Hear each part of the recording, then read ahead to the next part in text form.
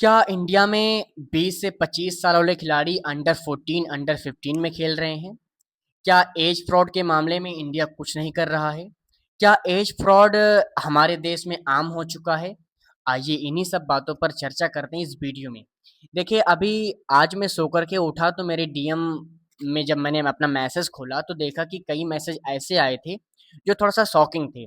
कुछ लोगों का ये मानना था कि भाई मेरी एज अभी 14 साल है और मैं जिस टीम का हिस्सा बना, उस टीम में तकरीबन 22-25 साल के लोग खेल रहे थे और इससे आगे तक का मेरा सिलेक्शन नहीं हो पाया। देखिए, सुनने के बाद थोड़ा-सा शॉकिंग लगा लेकिन सही बताएँ तो मैं कुछ वहाँ पर कर नहीं पाता था। मेरे पास एक छोटा-सा हुनर है वीडियोज़ बनाने का, तो मैं वीडियोज़ ही बना सकता हूँ।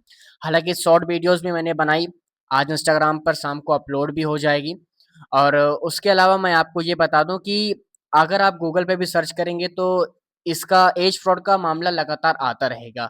अभी हाल ही में 2026 में ये बात आपको बता दें कि रेसलिंग फेडरेशन में अंडर 17 में एज फ्रॉड के मामले में लगभग 500 से ज़्यादा पहलवानों को मतलब जो पहलवान थे उनको डिस्क्वालीफाई कर दिया गया। और उसके अलावा आपको बता दें चाहे एथलेटिक हो गया, वॉलीबॉल हो गया, फुटबॉल हो गया, क्रिकेट हो गया, इसके अलावा अदर स्पोर्ट्स हो गए। हर एक स्पोर्ट्स में एज फ्रॉड के मामले लगातार सामने आते रहते हैं। क्या इस पर फेडरेशन हुआ, कमेटी हुई जो सिलेक्टर कमेटी है, क्या इस पर कुछ नहीं कर रही है? क्योंकि अगर कर रही होती तो इतने दिनों का ये मामला है अब तक तो सुलझ ही जाना चाहिए था।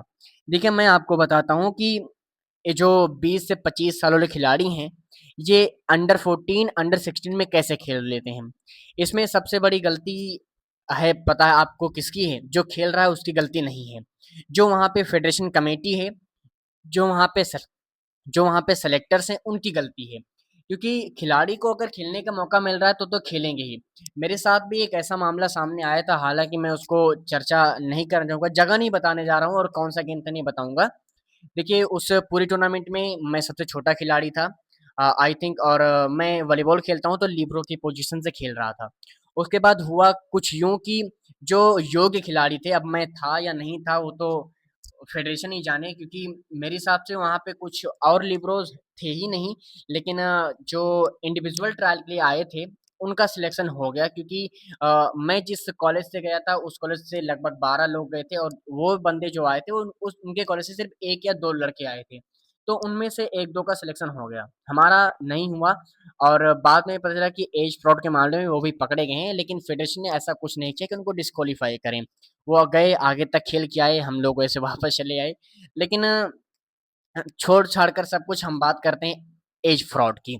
एज फ्रॉड इंडिया में होता है, हाँ या ना? अगर इसका कोई एक सीधा-सा जवाब है तो हाँ, होता है। क्योंकि अगर ना होता तो रेसलिंग में अभी हाल ही में 500 खिलाड़ी एक छोटी संख्या नहीं है, 500 खिलाड़ियों को डिस्क्वालीफाई करना एक छोटी-सा काम नहीं है। हालाँकि अगर एज फ्रॉड के मामले में पकड़े गए, डिस्क्वालीफाई किए गए तो इस पर बहुत अच्छा काम किया फेडरेशन ने। और फेडरेशन को ये काम करना ही नहीं पड़ेगा अगर वो पहले ही जाँच पड़ताल कर लें तो। क्योंकि जब ट्रायल होता है, सेलेक्टर्स आते हैं, तो उनके डॉक्यूमेंट्स ही ना देखें, बल्कि कुछ तकनीक हैं जिसमें इनको इनको अपनाना चाहिए।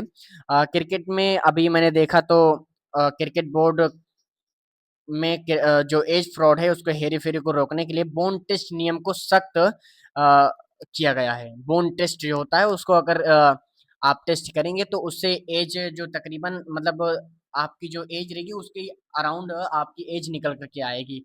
उसके अलावा हमारे यहाँ दाँतों की काउंटिंग होती है। अब तो खिलाड़ी इतने आगे बढ़ गए हैं कि अपने दाँत ही उखड़वा देते हैं छोटी एज में खेलने के लिए। अभी जो खेल रहे हैं, मैं तो यही कहूँगा कि आप थोड़ा-सा एहतियात बरतिए क्योंकि अगर आप पकड़े गए तो आपका करियर खत्म हो जाएगा। लेकिन अगर आप नहीं भी पकड़े जाते हैं तो इससे जो छोटे खिलाड़ी हैं ना, उनको उन पर इफ़ेक्ट जाता है। अपने ऐज में खेल नहीं पा रहे हैं और उसके बाद आप 25 के होकर के आप 17 में खेल रहे हैं, तो आप खुद ही सोच लीजिए कि भाई 8 सालों का फ़र्क है।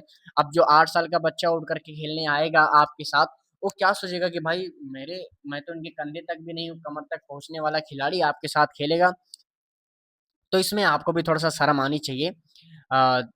ज़्यादा कुछ बोलना ज़रूरी नहीं है, लेकिन एज फ्रॉड के मामले लगातार हमारे देश में आते रहते हैं, तो इस पर थोड़ा-सा फेडरेशन को और सेलेक्टर कमेटी को ध्यान देना चाहिए, जिससे जो छोटे खिलाड़ी हैं उनको मौका मिले, उनके करियर्स को थोड़ा-सा और बिल्ड किया जाए और फ्यूचर को ब्राइट रखा जाए उनके। तो ओवरऑल मुझे लगता है कि वीडियो यहीं से समाप्त करनी चाहिए, क्योंकि जिस पर चर्चाएँ थी यानी कि एज फ्रॉड पर तो हमने बता ही दिया।